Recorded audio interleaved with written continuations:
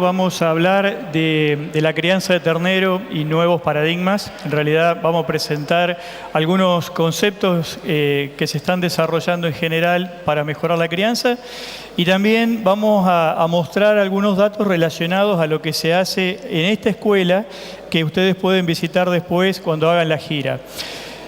Un poco trayendo al productor Vicente, la crianza de terneros realmente es uno de los puntos importantes para lograr después la alta carga, ¿no? Necesitamos criar terneras de manera genuina, sobre todo para mantener un estatus sanitario adecuado en nuestro establecimiento y poder producir nuestros animales.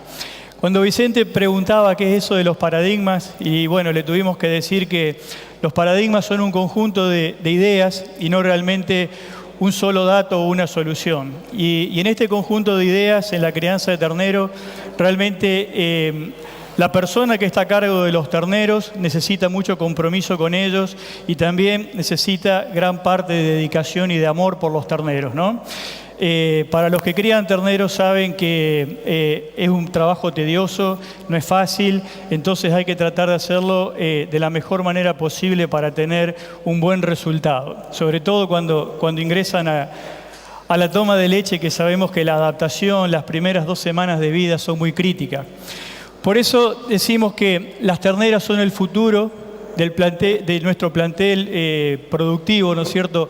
Es la mejor genética que tenemos en el establecimiento. Casi todos los productores elegimos toros que tengan mayor producción, mayor fertilidad de las hijas, mayor vida productiva, y en eso se basa entonces criar bien nuestras terneras para que sean nuestro próximo plantel. También hay muchos datos en los últimos, yo diría, 10 años que muestran que hay una alta relación entre el peso vivo al desleche de la ternera y su producción en la primera lactancia. Esto es importante tener en cuenta que la ternera los primeros 90 días tiene un alto desarrollo del tejido de la glándula mamaria y por eso que ese mayor desarrollo le va a dar un potencial productivo extra que lo va a expresar luego cuando sea productora. Y también con más terneras vamos a tener mayor carga animal. Para tener un ternero saludable, sobre todo los primeros días, cuando ingresan a la crianza, vemos que el preparto es uno de los puntos clave. El preparto es clave porque hoy estamos viendo que en muchos establecimientos se produce un alto porcentaje de mortandad al nacimiento. Los datos muestran que entre el 4 al 10% se mueren al momento del nacimiento. Y quizás a veces estos datos o esta mortandad es mayor todavía a la que obtiene la crianza de terneros. O sea que en muchos lugares se trabaja para reducir la mortandad en la crianza con buenos valores, menos a 5%, y resulta que quedamos todavía con mortandades muy altas al nacimiento. Pero sabemos también que de esos que se mueren, por lo menos el 90% nacen vivos. Por lo tanto, tenemos que enfocarnos fuertemente a salvarlos, ¿sí? A trabajar para que no se nos mueran, a reducir ese porcentaje de mortandad. ¿Qué estuvimos viendo? Que en realidad el estrés, que hoy ya se habló bastante del estrés, en casi todos los puntos vemos que el estrés en la vaca lechera es parte importante de su vida. El estrés al preparto es un factor clave a reducir, ¿sí? Porque trae problemas. Vemos que el estrés puede estar dado por distintas circunstancias, no solo cuando la vaca está al sol o cuando la vaca sufre, sino que el estrés a veces está dado por la calidad de agua. O sea, un agua de mala calidad con alto contenido de sales hace que la vaca tome menos. Si toma menos, come menos.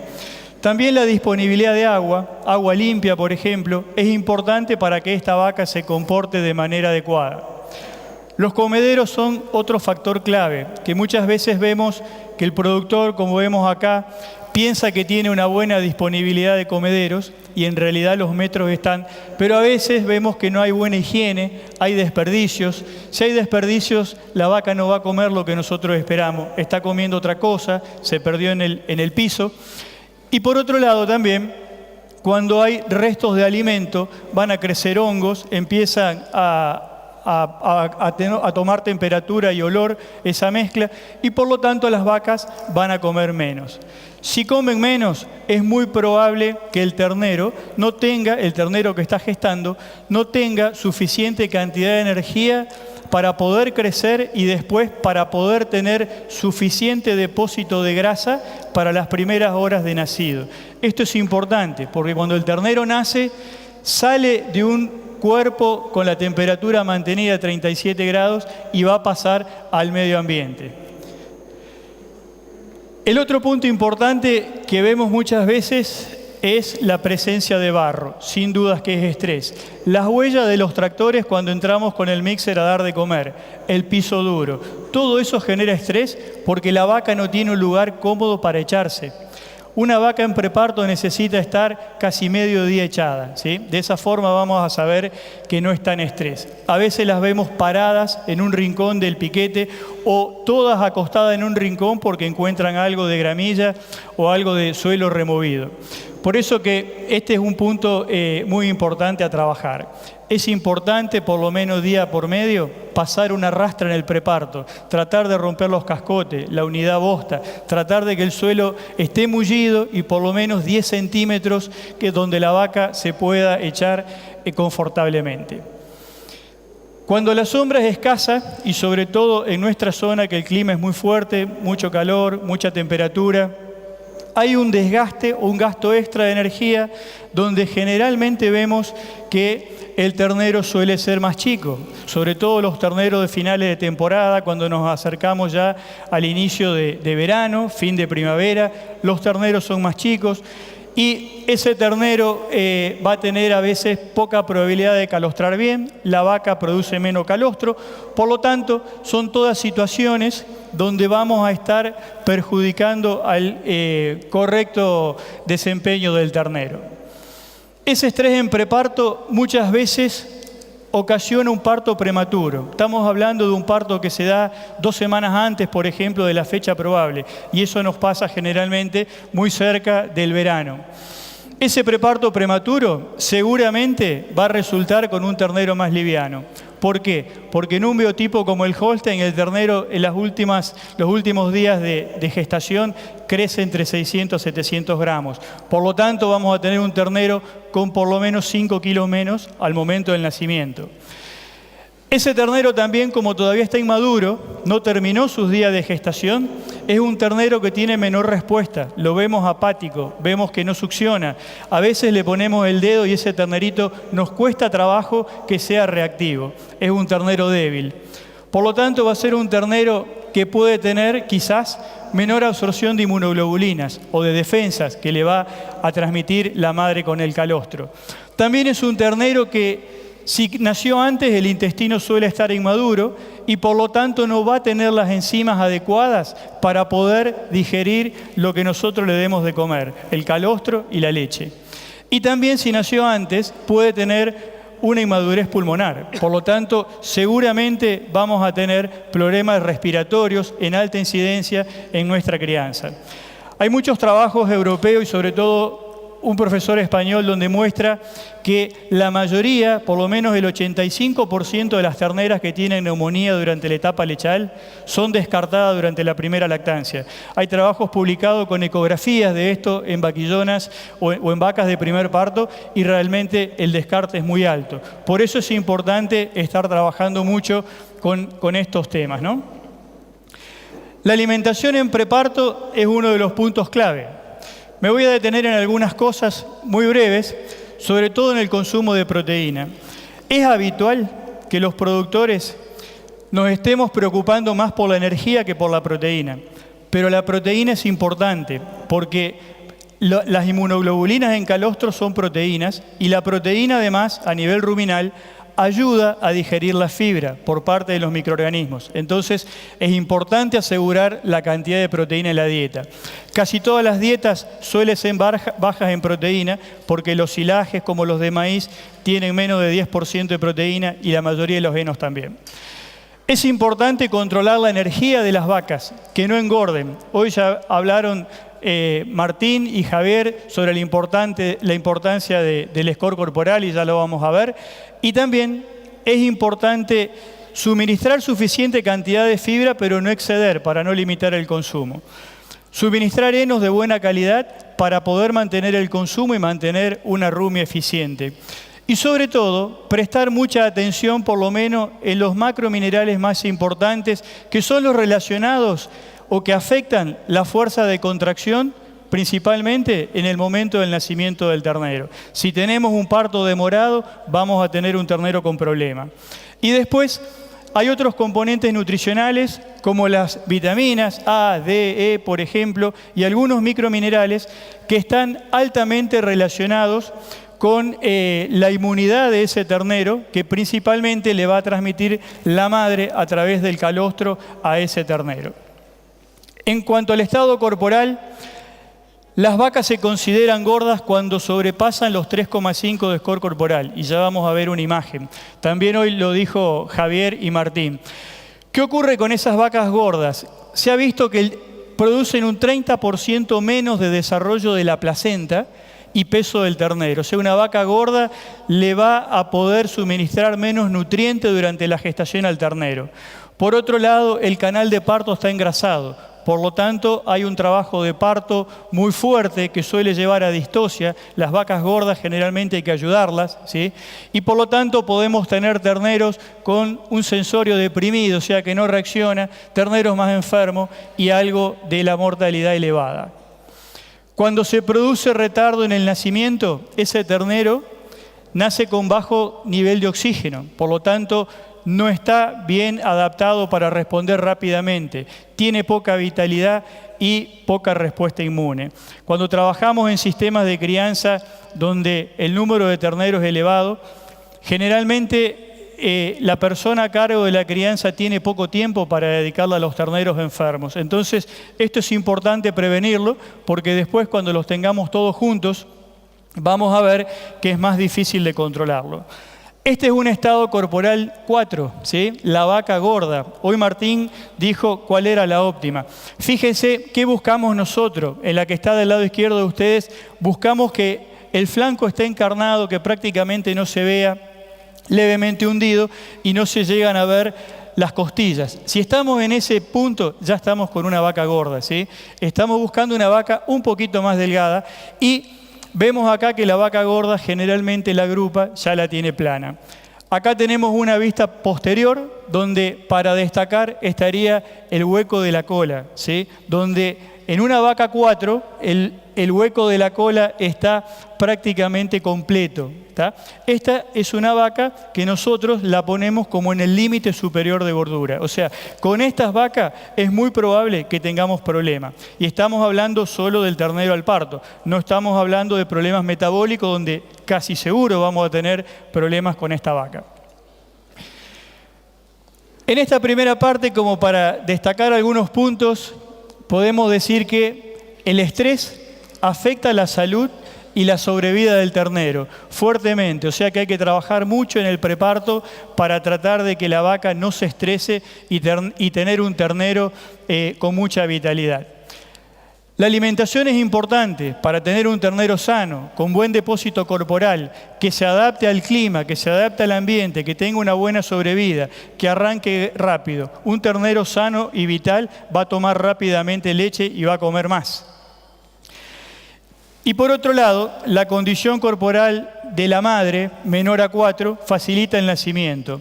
Yo veo que muchas veces trabajamos en elegir toros con alta facilidad de parto, y eso es importante porque sabemos que el ternero nace mejor, pero también tenemos que trabajar con la madre.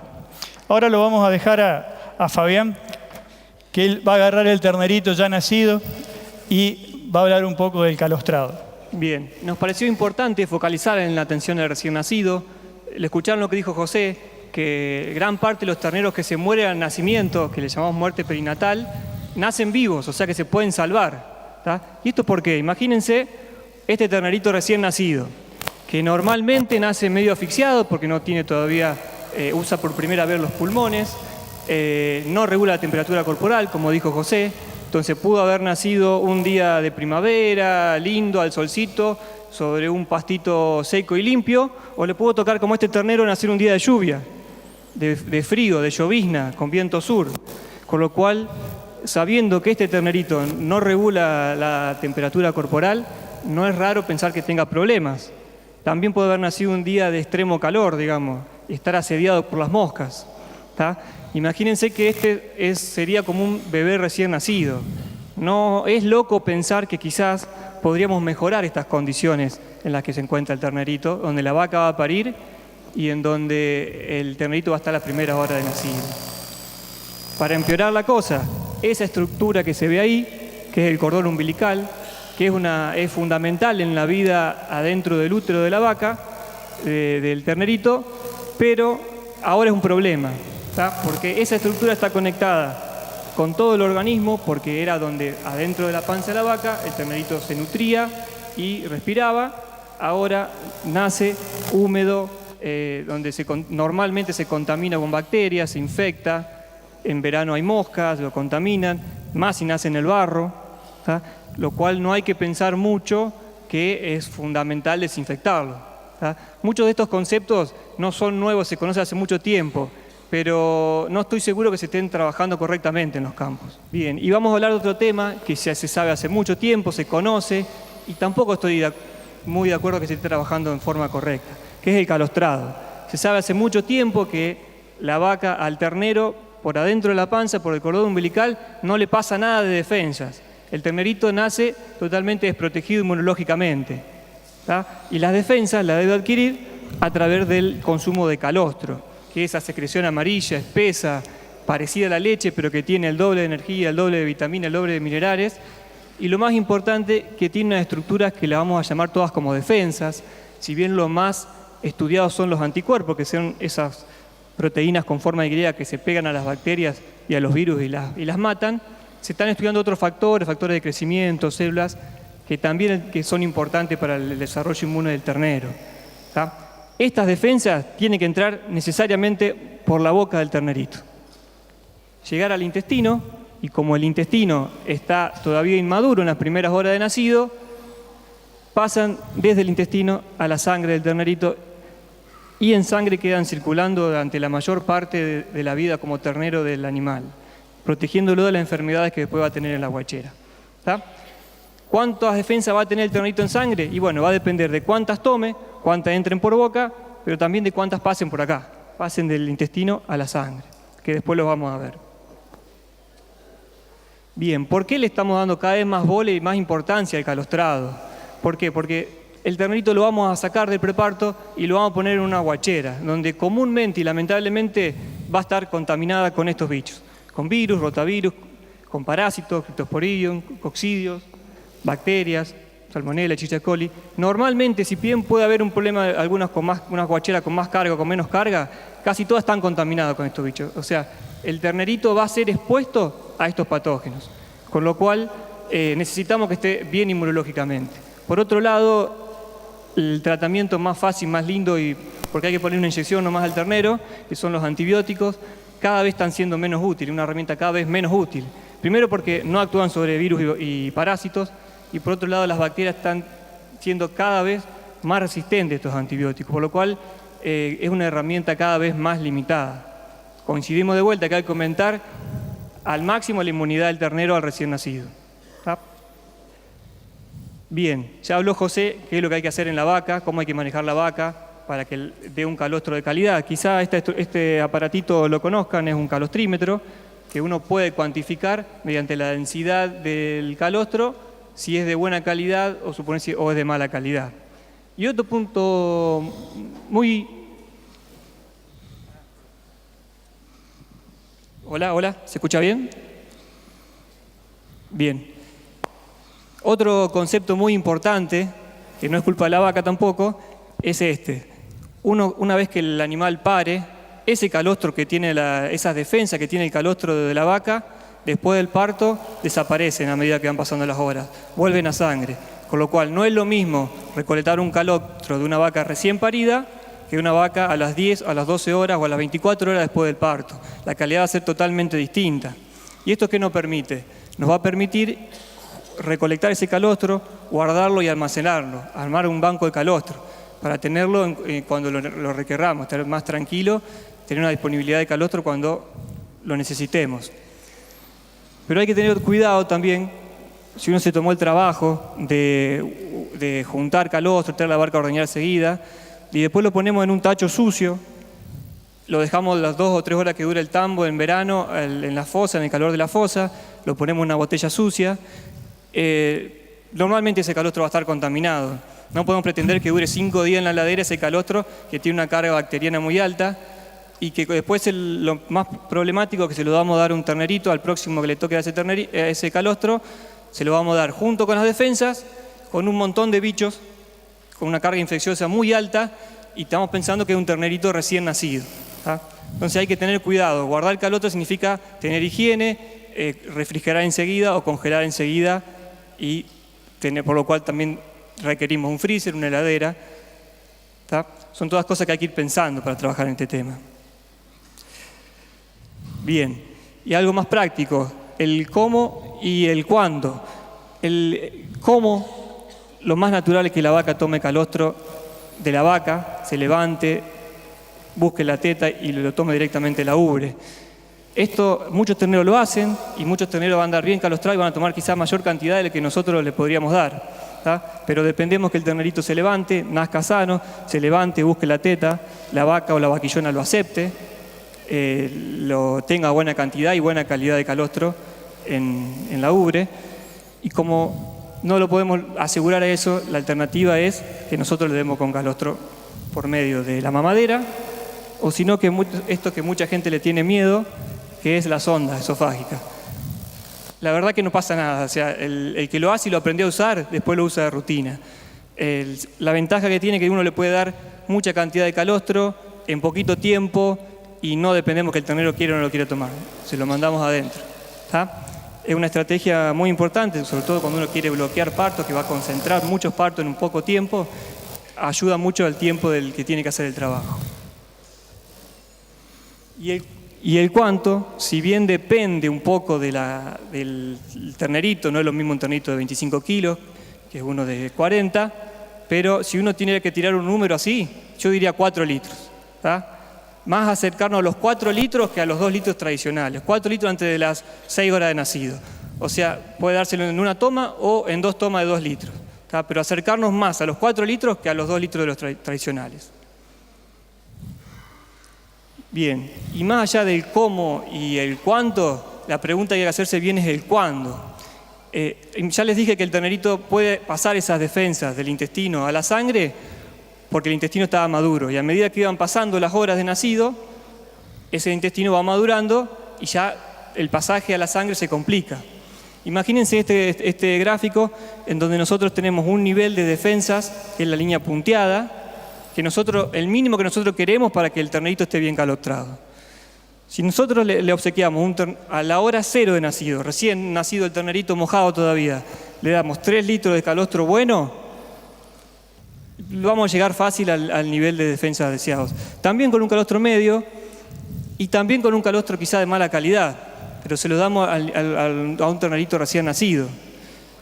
Ahora, si trabajamos sobre las 6 horas, que estamos dentro todavía de los plazos que dicen los libros, hasta las 6 horas de nacido, le damos un calostro bueno, llegamos con el nivel de defensas, pero a medida que le vamos empeorando la calidad, no llegamos y tenemos un ternerito mal calostrado, y es la respuesta de por qué si mi ternero tomó calostro y le di la cantidad y la calidad que quería, el resultado del análisis me da mal calostrado. Es más importante siempre el cuándo que el cómo y el cuánto. Y lo más importante de esto es que esto se puede medir, se puede cuantificar, y si se puede cuantificar uno puede plantear objetivos.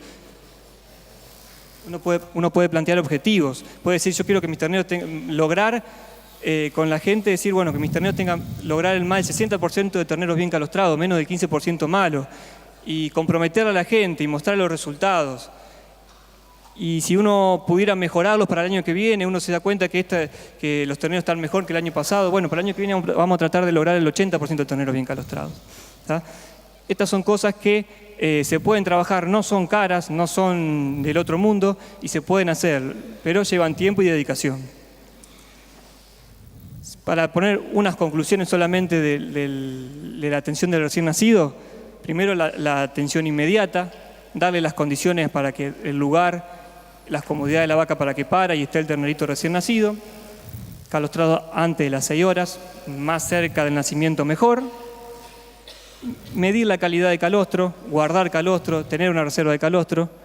Y por otro lado, no es raro controlar en sangre a todos los terneros que nazcan cómo están dando los calostrados. ¿Tá? Son cosas que, si bien se saben hace mucho tiempo, me parece que no se están poniendo en práctica como debieran. Bien, lo dejo con José.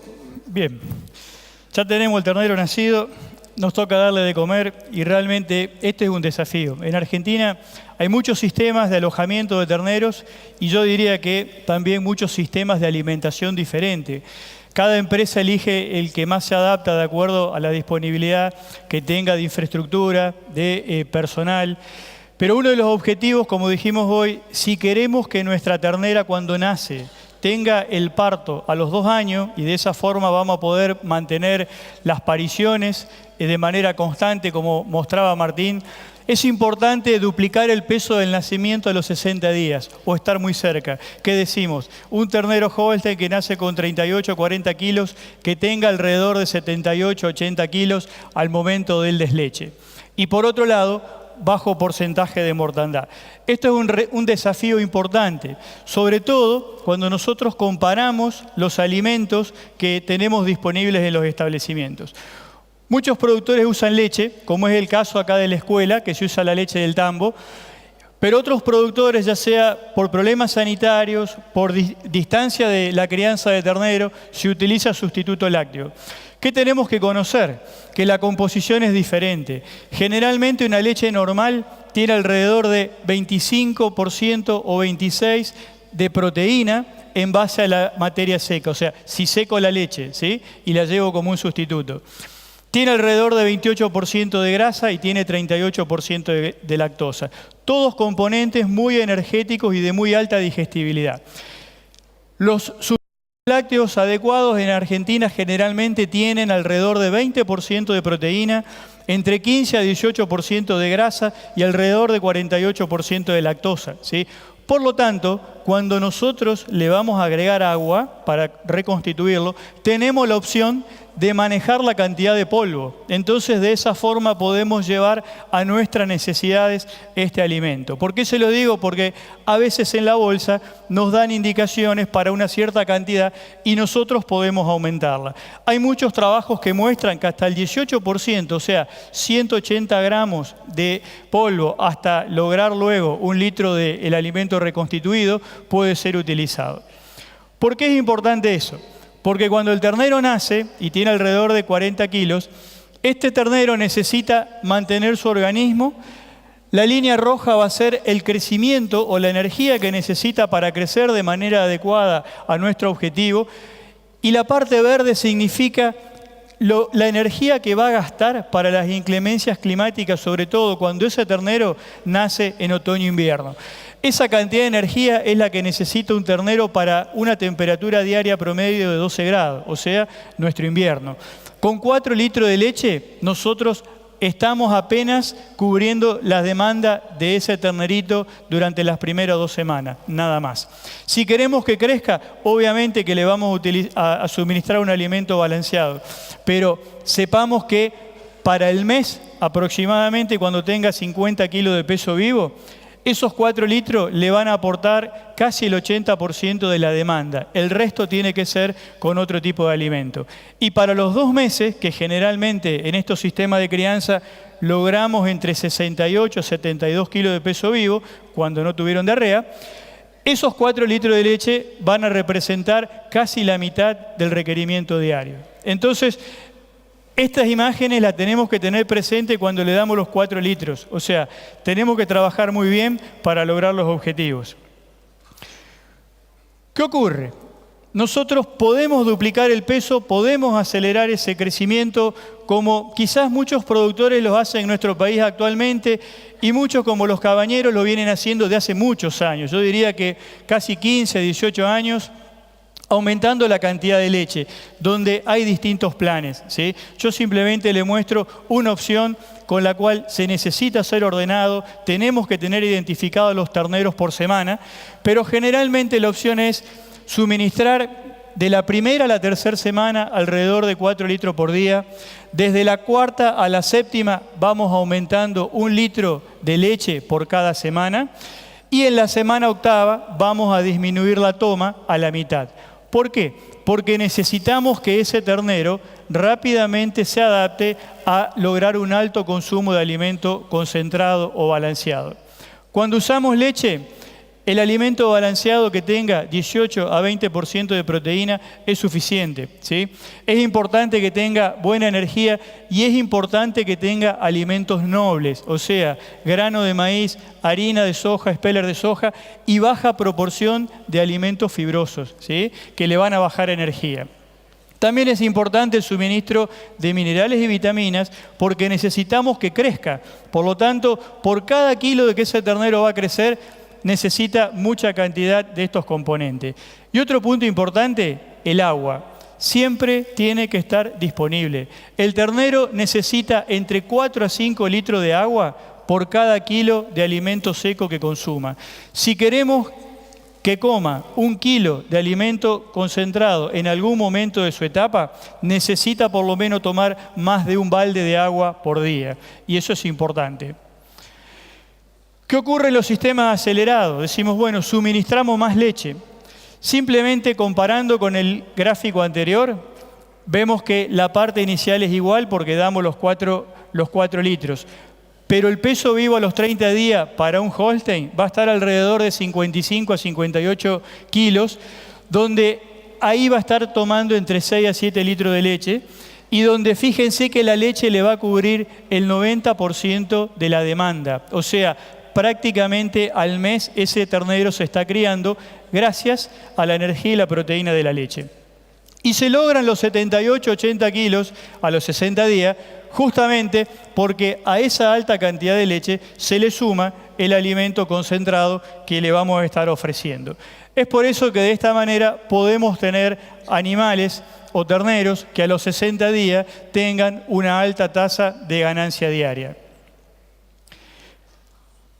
Para ir terminando, ¿qué podemos decir como conclusiones de la parte de alimentación? Es que alimentar para alta tasa de ganancia diaria requiere de alimentos de muy alta calidad, requiere de un plan y requiere de una mano de obra comprometida. Ya sea que suministramos leche o sustituto lácteo, siempre deben ser de buena calidad. Debemos analizar. Para mi concepto, la leche que es de descarte, como dice la palabra, es descarte. No debería ser suministrada a, por lo menos, las terneras.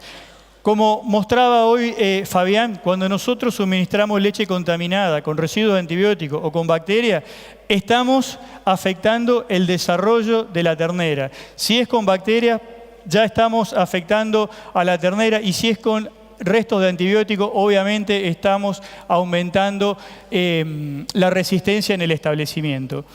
Los alimentos balanceados con esos porcentajes de proteínas son adecuados. Muchas veces hay una tendencia de utilizar alimentos más altos. Yo diría que para estos esquemas de alta tasa de suministro de leche no son necesarios, sí para otros sistemas. Y el otro punto importante, recuerden siempre, agua a voluntad, que esto todavía no lo veo siempre en todas las crianzas. Desde ya, muchísimas gracias por la atención y esperamos las preguntas.